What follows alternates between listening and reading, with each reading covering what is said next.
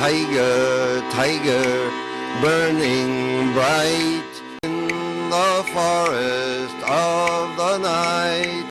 What immortal hand or eye could frame thy fearful symmetry? In what distant deeps or skies burn the fire of thine eye?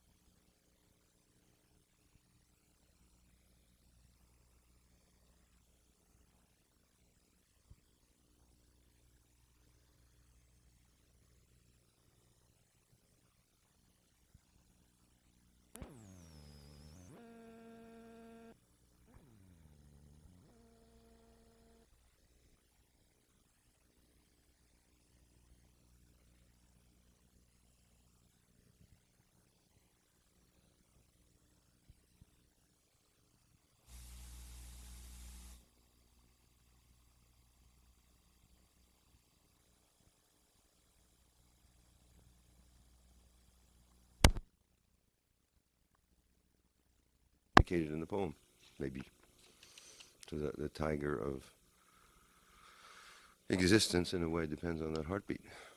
And there's that's just classical trochaic. Symmetry nicely varies it. Yeah, that was the hardest thing to figure out, because what it was for years I said, what immortal hand or eye could frame thy fearful symmetry? But you'd never say fearful symmetry if you were talking. So the principle there was trying to figure out how you would pronounce Blake if you were talking it to make sense. Could frame thy fearful symmetry. So then you suddenly get this heartbeat symmetry. Could frame thy fearful symmetry in what? So it just works out perfectly. I figured it out as heartbeat about 10 years ago, but I couldn't get it. That symmetry is what stuck in my throat. Symmetry. Words like that interspersed throughout the poem. It's amazing that when the stars threw down their spears and watered heaven, and his watered is W-A-T-E-R''D, and watered. So he's got it somewhat indicated for the pronunciation. The thing I found in working with Blake, songs of innocence and experience, and setting them to music, is that every syllable counts. That he means every syllable he's got there. That there's no wasted, no unmindful syllable. The sort of key or road to that discovery was in setting it to music, trying to pronounce it as if it made sense, instead of pronouncing it like sing-song. But there's another example with the schoolboy, which is in Songs of Innocence, I guess, where he says, or the lion, the night, the old song of night. The sun descending in the west, the evening star does shine. The birds are silent in their nest, and I must seek for mine. The moon, like a flower, in heaven's high bower, with silent delight, sits and smiles on the night. But toward the end of that poem, there's a little syncopated moment that baffled me since I was 10 years old, because, and there the lion's ruddy eyes shall flow with tears of gold, and pitying the tender cries, and walking round the fold, saying, wrath by his meekness, and by his health, sickness is driven away from our immortal day. But when I was a kid, I used to say, and by his health, sickness is driven away. Until I started trying to pronounce it, saying, wrath, by his meekness, and by his health, sickness is driven away from our immortal day. Sickness is driven away from our immortal day. Then it takes on a syncopation that's accurate to speech, and at the same time fits the rhythm setup. Well, I just began with that because I was concerned to get the balance of sound. So it's yours now. The floor is yours. Could the same thing conceivably be done with Walt Whitman, say, despite the long line? I'm thinking of something like "Out of the Cradle, Endlessly Rocking." Well, probably then you'd have the lyric form or the song form has rhymes and has a recurrent melodic, like Tyger, Tyger, da da da da da da da da da da da da. And the whole point of a tune is that a rhymed verse is that it goes in a cycle as a tune. So the old lyric rhymed verse form fits for singing. Once you stop singing, once you no longer have the music, then the verse form loses some of its function. And that's why when people stopped singing rhymed poems and just spoke them and then stopped speaking them but just read them on the page, as was the condition when I was a kid studying poetry, when my father was writing and teaching me those lyric forms, then it loses its muscle. That form loses its muscle if you're not singing it. And it becomes more of an intellectual exercise in, filling in the rhymes or something, but without the muscular strength of the breath of song. The difference between the literary ballad and the ballad sung. Yeah, Just precisely. exercise for its own. Precisely. Now, with Whitman, you'd have a long line in which each line would be different. So you'd have to have a different kind of music. You couldn't have a tune anymore. You could have something like what's the second line of that? Out of the cradle, endlessly rocking. Does anybody know? Out of the mockingbird's throat, out of the shuttle. Out of the Mockingbird's throat. out of the rocking mockingbird. Okay, so it would be maybe you could start then. Yeah, waltz tempo, 1, 2, 3. I know, but then you would never be able to pronounce it. You could do, out of the cradle, endlessly rocking, out of the mockingbird throat, the musical shuttle. 1, 2, 3, 4. No, so you couldn't do that. You wouldn't want to, I don't think. So you'd have to have something looser than out of the cradle, endlessly rocking, out of the mockingbird's throat, the musical shuttle. What's the next line? Oh, Jesus. Well, then we have to do that. So you have to be able to remember it to begin with. So what makes you decide to play a minor chord there? So I'm just wondering about the chords that you put around. Well, it was beginning to sound like a country western. Yeah. Or the edge of night. It had that. Because also, sometimes with minor chords, you can get some kind of harmonious murmuring. You just use the vowels, stretch out the vowels, I guess. But I thought, like a similar verse form would be like, I saw the best minds of my generation, starving, hysterical, naked, drag themselves through the Negro streets at dawn. But this way it sounds like some old-fashioned, nya-nya-nya-nya-nya-nya, oi-oi-oi, gavolt, Shakespeare. Some old rabbinical chanting, which is probably my original ear. But it could be done then, just take a chord and chant along the chord. And I wonder how it was done actually with some archaic bardic work. Probably they had the plectrum. What's the plectrum? The pick with a lyre or harp. And so what would it be? Blom, and then Achilles would sing. O Lords of the wrath of Achilles, the ruinous, sing, O Lord of the wrath of Achilles, the ruinous wrath that brought down woe. So it might have been something like that, just bam, da da da da da, bam, da da da da da. Robert Bly was doing that to some Yeats poems Yeah. last time. Same kind of thing, just a strum on a Yes, kind that's of right. I've heard him. dulcimer. Mad as the mist in the snow. Yeah. Right, exactly that. Actually, Ed Sanders began setting Blake in the early '60s. He did a country western version of, I think, what is it? How sweet I roam from field, how sweet I roam from field to field, and tasted all the summer's pride, till I the Prince of Love beheld. Oh, in the sunny beams did glide. You know, ever hear that? An early folks Never record that done in the '60s. That's what turned me on to setting Blake. I said along with Blake.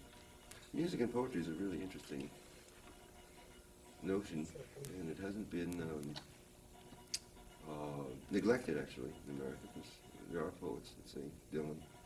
No, but you're taking it from the other side. You're taking the lyric, which has proved itself, and putting the music under it. Right. I'm not That's sure what I'm that we're interested in. doing anything when we go the other way, taking the presumed music and then calling it poetry. How's Well, that for controversy? I'm not quite sure what you mean. What I'm interested in it's primarily is the words and the sounds. And then from the spoken word, from the word as it would be spoken, like little lamb, who made thee? Say, little lamb, who made thee? Little lamb, who made thee? Say. Mary did. I guess, well, let's get back to the actual sounds. I mean, if you want to goof, we can goof, but I'm thinking the problem is, if you have the problem I'm proposing is, if you have the words, how would you say them? If you were just saying them to begin with, how would you get back to saying them? So you might hear it as, little lamb, who made thee? And then it's repeated, as you know. So that would be little lamb, who made thee? So it'd be slightly different, right? Little, maybe, or repeated.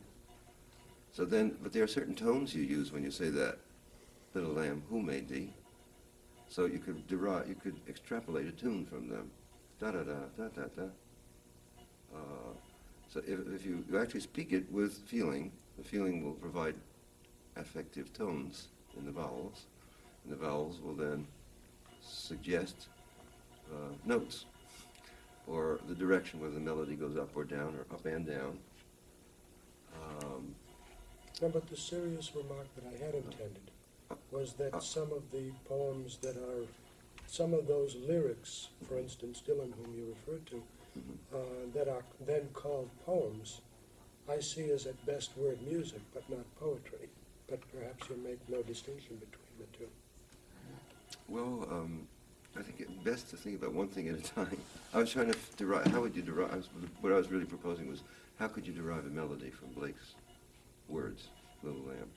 The thing you're proposing is that you don't feel that Dylan is a good enough poet, it's mostly music. I think he says so himself, that he's not a poet, he's a musician, primarily. And he probably does begin from music, but he often does begin also from words. Actually, his practice, I've asked him that, his practice is, sometimes he writes the music first, sometimes he writes the words first, and sometimes he does it simultaneously. So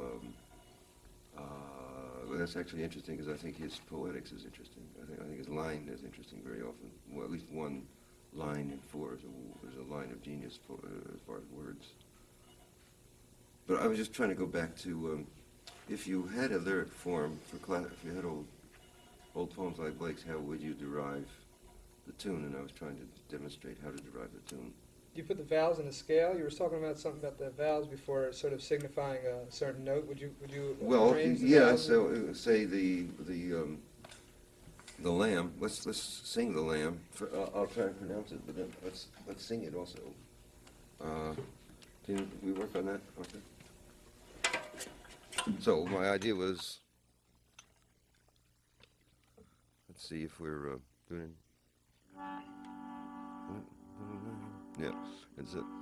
So it would be, little lamb, who made thee? Little, how would you say it if you were actually talking to them? Little lamb, who made thee? Little lamb, who made thee? Dost thou know who made? Dost thou know who made thee? Dost thou know who made thee? Gave thee life, and bid thee feed by the streams and o'er the mead?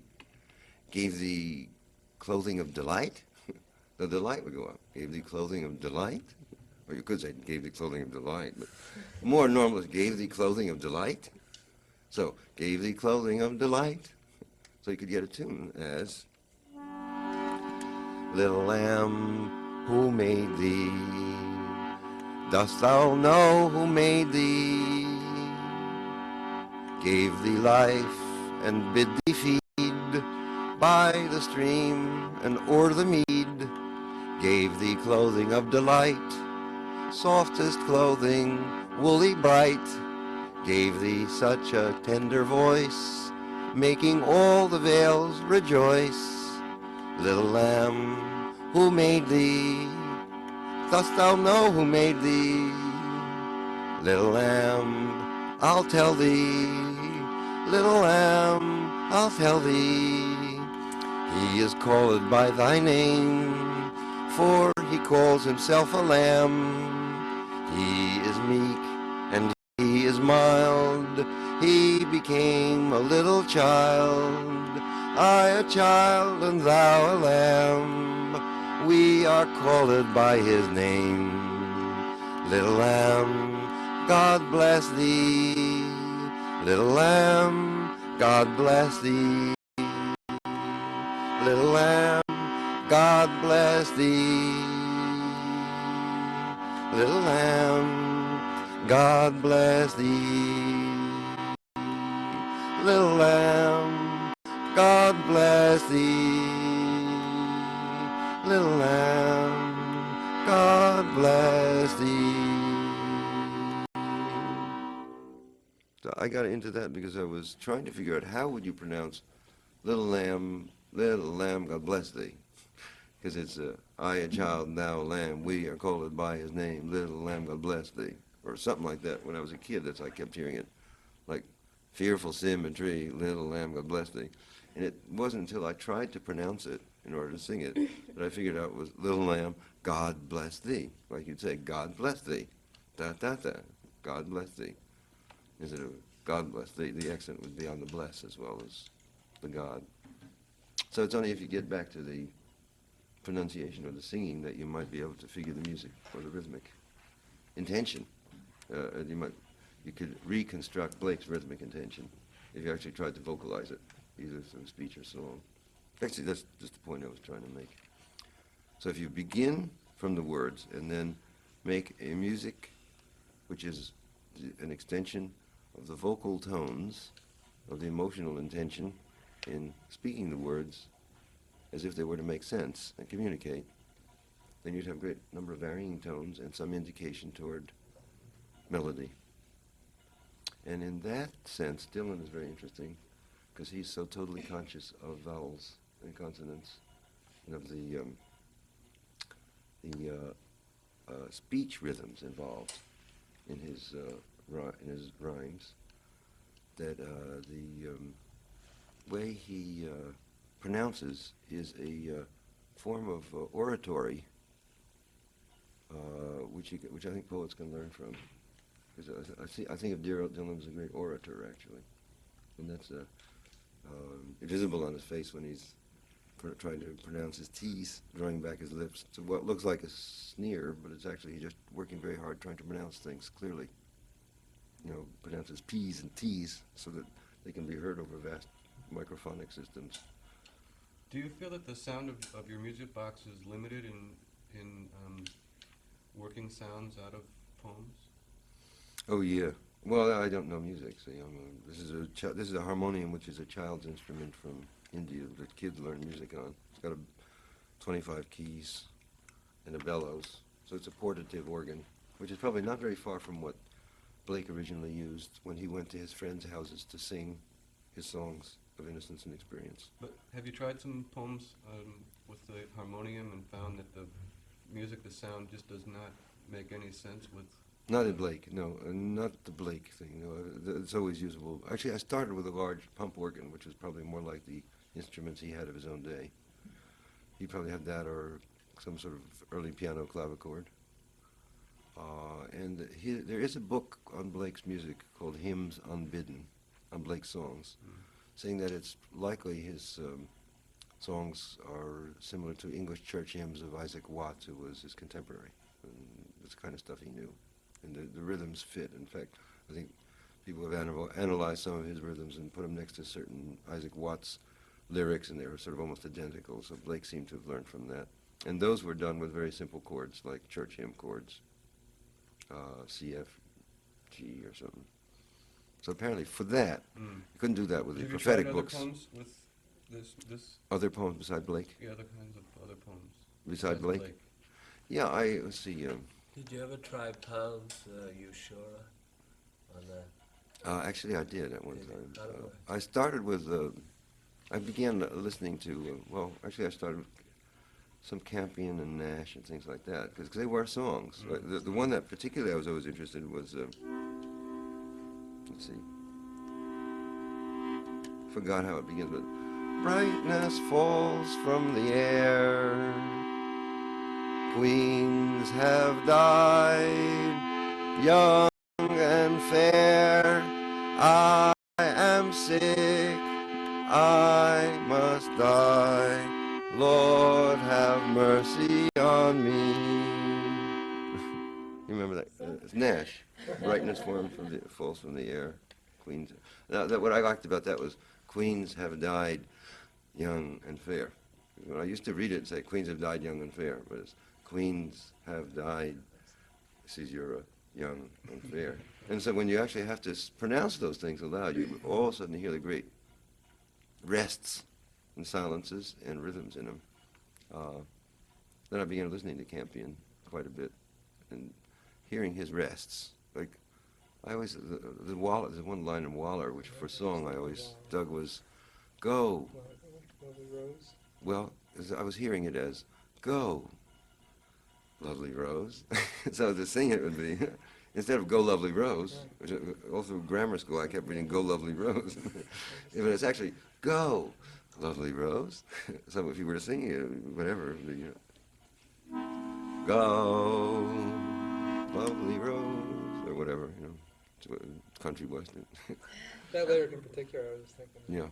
Musical. I recently tried a similar, doing a lot, going backward from Dylan to Campion, actually. Studying first with Dylan and then extending it out to Campion. I tried writing a Campion-esque rhymed lyric, which was, I guess we could do that, the rune, which consists in stanzas of five-syllable lines. 1, 2, 3, 4, 5. 1, 2, 3, 4, 5. 1, 2, 3, 4, 5. 1, 2, 3. 1, 2, 3, 4, 5. So and each 6 stanzas with exactly that same 5, 5, 5, 3, 5, and rests in between. 1, 2, 3, 4, 5. 1, 2, 3, 4, 5. 1, 2, 3, 4, 5. 1, 2, 3. 1, 2, 3, 4, 5. So that's a thing called the rune from a long poem, Contest of Bards.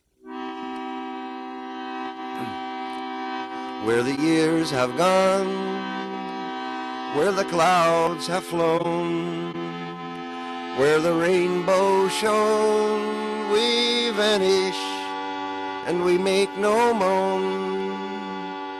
Where the sun will blind the delighting mind, in a diamond wind we appear, our beauty refined, icy intellect, fiery beauty wreck, but love, castled speck of moonbeam, nor is truth correct. Wise bodies leave here with the mind's false cheer. Eternity near as beauty, where we disappear when sufferings come, when all tongues lie dumb, when bliss is all numb with knowledge, a bony white sum. We die neither blessed nor with curse confessed, wanting earth's worst bests, but return where all beauties rest. That was getting more sophisticated than the earlier songs I had done. There's more chords, 4 chords finally. It took me from 1968 to 78, 10 years to go from 1 chord to 2 chords. Because the Lamb I did in mostly 1 chord, second at the very end. You control the volume on the thing just by the pressure on the bellows? Well, I guess I don't know if maybe I was playing it too loud and it overrides the voice, but yes, you can go from this to.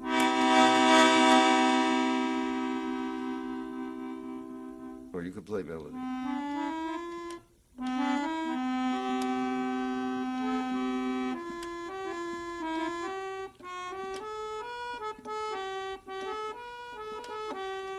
So you can, in India they use it as a solo, for the melodic solo.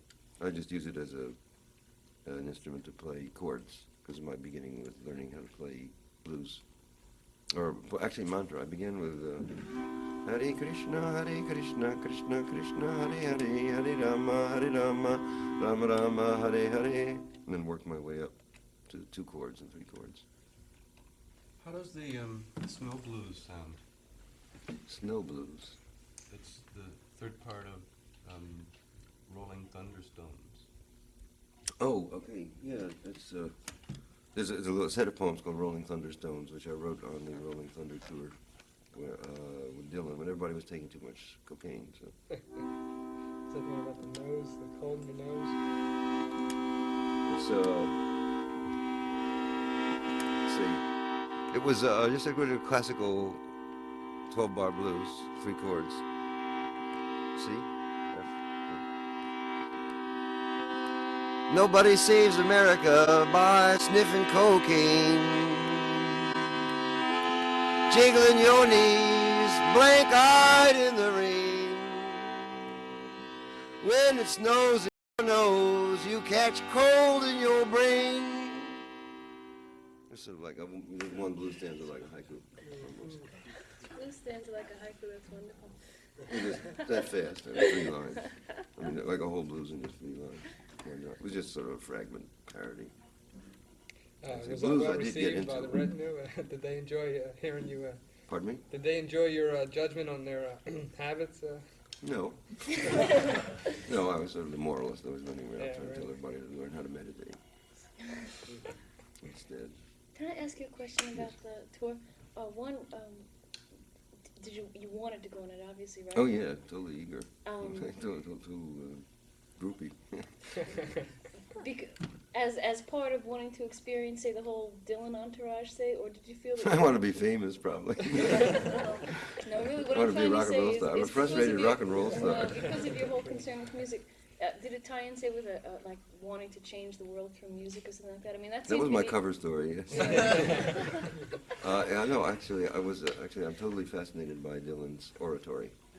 The word oratory is used at the beginning of Milton's Paradise Lost, and then Blake again borrows it for Jerusalem, or Milton, I guess, the first page is, as you say, at the beginning. Rouse up, all young men of the new age. Yeah. That part? Great. Yeah, well, I think it's, let's see what he does say. About the ignorant hirelings in the... Well, it's a question of the, when he speaks of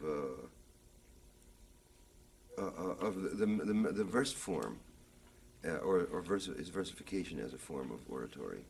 And I think in the first prefatory note that Milton has for his own Paradise Lost, there's some notice about it, him considering it a form of oratory, which is public speech, I guess you could say.